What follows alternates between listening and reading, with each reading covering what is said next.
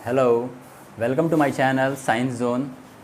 और आज हम आप लोगों को स्टार्ट करेंगे वेक्टर चैप्टर। ये क्लास 11th का चैप्टर है। वेक्टर में सबसे पहले हम देखते हैं कि फ़िज़िकल क्वांटिटी क्या होता है। फ़िज़िकल क्वांटिटी वैसे क्वांटिटी को बोलते हैं जिसे हम किसी न किसी इंस्ट्रूमेंट से नापते हैं, उसे हम लोग फ़िज़िकल क्वांटिटी कहते हैं। इसका डेफिनेशन है the quantity which is measured by an instrument is called a physical quantity. मतलब वैसी क्वांटिटी जिसको हम किसी न किसी इंस्ट्रूमेंट से नापते हैं, मेज़र करते हैं, उसे हम लोग फिजिकल क्वांटिटी कहते हैं। फिजिकल क्वांटिटी को हम लोग हिंदी में बोलते हैं भौतिक राशि। भौतिक राशि। अब फिजिकल क्वांटिटी का जैसे हम देते हैं एग्जांपल, जैसे मास हो गया,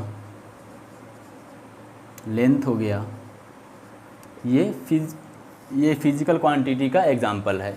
करंट हो गया, विद्युत धारा जिसको हम हिंदी में बोलते हैं, ये फिजिकल क्वांटिटी का एग्जांपल है। अब फिजिकल क्वांटिटी को हम लोग दो पार्ट्स में डिवाइड करते हैं। दो टाइप्स होते हैं इसकी। एक होता है स्केलर फिजिकल क्वांटिटी, दूसरा होता है vector physical quantity. Scalar physical quantity वैसी क्वांटिटी है जिसके पास सिर्फ और सिर्फ मैग्नीट्यूड होता है। मैग्नीट्यूड हो जिसके पास, मीन्स उसका परिमाप हो, मान हो। जैसे हमारा 5 kg हो गया, 2 kg हो गया, 5 मीटर पर सेकेंड हो गया, ये सब स्केलर क्वांटिटी है। और वेक्टर क्वांटिटी में क्या होता है, जिसके पास मैग्नीट्यूड भी हो और डायरेक्शन भी हो। तो वैसे क्वांटिटी को हम लोग वेक्टर क्वांटिटी कहते हैं। जैसे फोर्स और एक्सेलरेशन, ये सब वेक्टर क्वांटिटी है। और हम देखते हैं आगे कि स्केलर क्वांटिटी और वेक्टर क्वांटिटी के बीच में क्या डिफरेंस है। हाँ, अब हमें स्टार्ट करते हैं स्केलर क्वांटिटी और वेक्टर क्वांटिटी के बीच में डिफरेंस क्या होता है। It has only magnitude.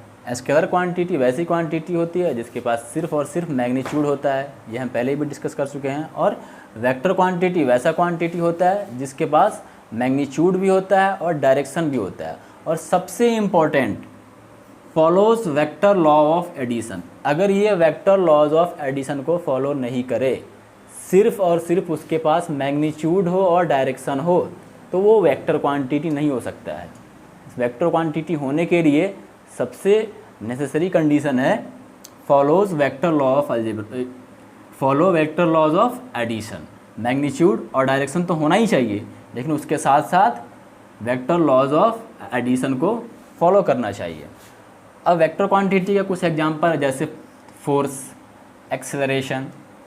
Force, अगर हम बोलें कि 5 न्यूटन का हमें फोर्स लगाना है ईस्ट डायरेक्शन, अगर हम किसी भी ऑब्जेक्ट पे फोर्स लगाते हैं तो वो क्या होता है, हमारा डायरेक्शन होता है। अगर कोई बॉल ही है, अगर उसको हम लोग फेंकते हैं, तो अगर फेंकेंगे तो क्या करेगा, बैट्समैन जो मतलब पंच करेगा, ठीक है, वो स्ट्राइक करेगा, तो वो किसी न किसी डायरेक्शन में वो मतलब उसको स्ट्राइक करेगा, और वो किसी न किसी मैग्नीट्यूड के साथ उसको स्ट्राइक करता है, तभी वहाँ से बॉल का डायरेक्शन क्या होता है, चेंज होता है।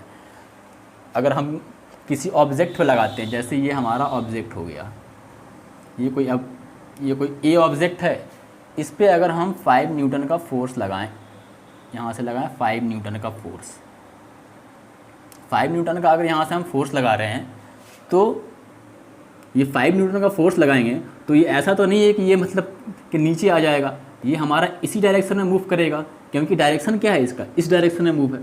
तो जो फोर्स बताता है वो एक्सेलरेशन भी बताता है, मैग्नीट्यूड ही बताता है और डायरेक्शन ही बताता है, और वेक्टर लॉज ऑफ एडिशन को फॉलो भी करता है। ये हम बताएंगे आगे कि वेक्टर लॉज ऑफ एडिशन क्या होता है। उसमें ट्रायंगल लॉ होता है, पैरेललोग्राम लॉ होता है, पॉलीगॉन लॉ होता है।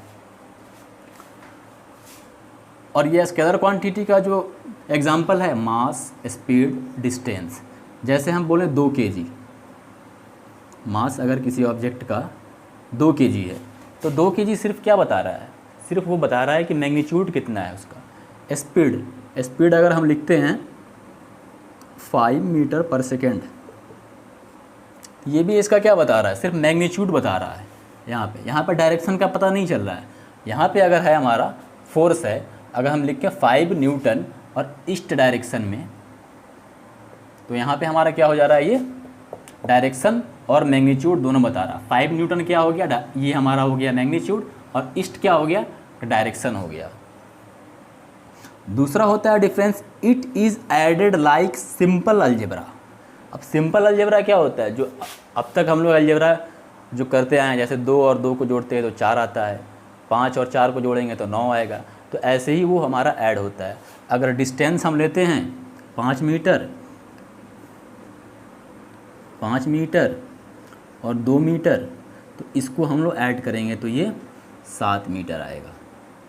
वैसे ही हम लोग अगर मास को ऐड करेंगे 5 kg, 3 kg, तो ये 8 kg आ जाएगा। तो ये क्या है, सिंपल जो अलजेब्रा होता है, जो अब तक हम लोग करते हैं, वैसे ही ये हमारा अलजेब्रा है। ठीक है, सिंपल कैलकुलेशन है, 5 और 3 8, 5 और 2 7 मीटर। बट वेक्टर की जो एडिशन होता है उसमें ऐसा नहीं होता है। जो वेक्टर एडिशन होता है वो वेक्टर लॉ ऑफ अलजेब्रा को फॉलो करेगा। यहाँ लिखे हम ना, फॉलोज लॉज ऑफ एडिशन, वो हमारा वेक्टर क्वांटिटी जो होता है वो लॉज ऑफ एडिशन को फॉलो करेगा, वेक्टर लॉज ऑफ एडिशन को। तो वेक्टर लॉज ऑफ एडिशन क्या होता है, ट्रायंगल लॉ होता है, पैरेललोग्राम लॉ होता है और पॉलीगॉन लॉ होता है। अब इसका जो एडिशन होता है वो जो हम सिंपल अलजेब्रा का एडिशन करते हैं उससे बिल्कुल अलग होता है। इसका जो एडिशन होगा वो मैग्नीट्यूड पे भी डिपेंड करेगा और साथ साथ उसके एंगल पे भी डिपेंड करता है। इसके बारे में हम चर्चा करते हैं। अब हम देखते हैं कि वेक्टर का जो एडिशन होता है वो कैसे हमारा डिफरेंस होता है बाकी जो हम सिंपल अलजेब्रा करते हैं वैसे।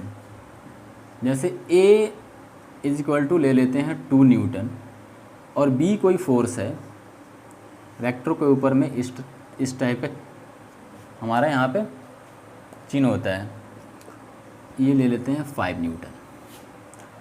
तो इनकी जो वैल्यू होती है एडिशन का वैल्यू, वो एंगल पे डिपेंड करेगा, उसके डायरेक्शन पे डिपेंड करेगा कि उसका वैल्यू कितना आएगा। तो थीटा अगर यहाँ पे हम लेते हैं 60 डिग्री, ठीक है, तो A अगर वेक्टर ले लेते हैं ऐसे, B वेक्टर ले लिया हम 60 डिग्री पे है, तो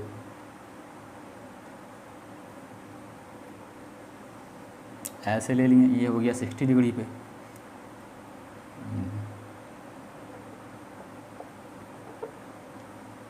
A वेक्टर ये हो गया ऐसे,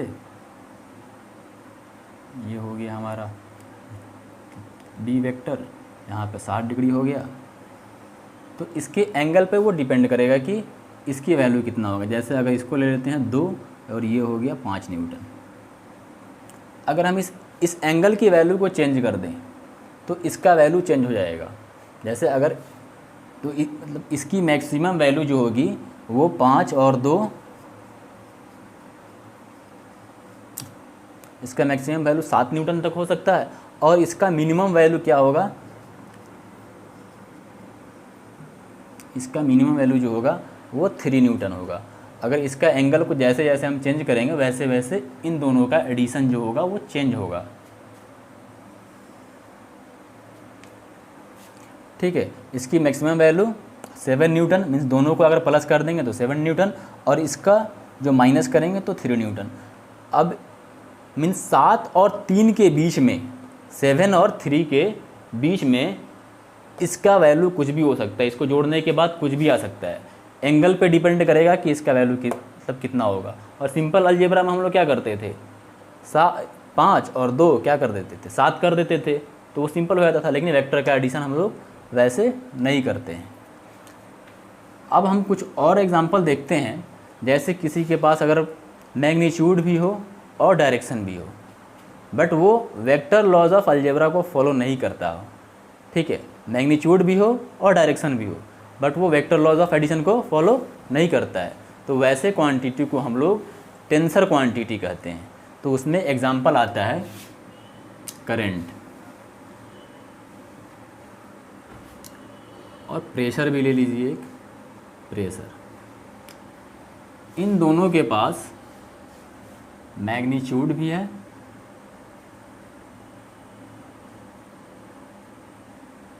एंड डायरेक्शन भी है। बट फिर भी ये हमारा वेक्टर क्वांटिटी नहीं है। क्यों नहीं है हम बता चुके हैं,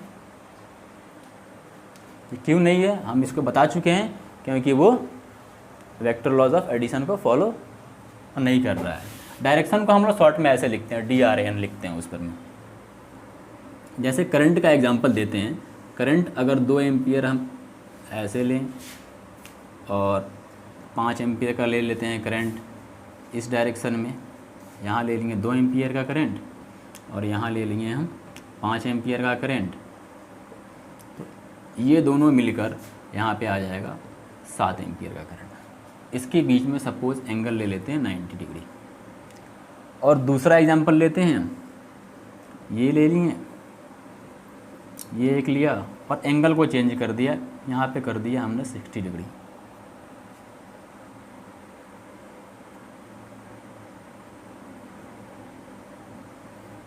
अब भी इसको हम लोग 2 एम्पियर लेते हैं और इसको 5 एम्पियर लेते हैं, फिर भी जो हमारा रिजल्टेंट आएगा वो 7 एम्पियर का आएगा। तो इसमें देखिए, इसमें एंगल के चेंजिंग से हमारा जो वैल्यू है वो चेंज नहीं हो रहा है, बट इस वाले क्वांटिटी में एंगल के चेंज होने से वैल्यू चेंज हो रहा था। ठीक है,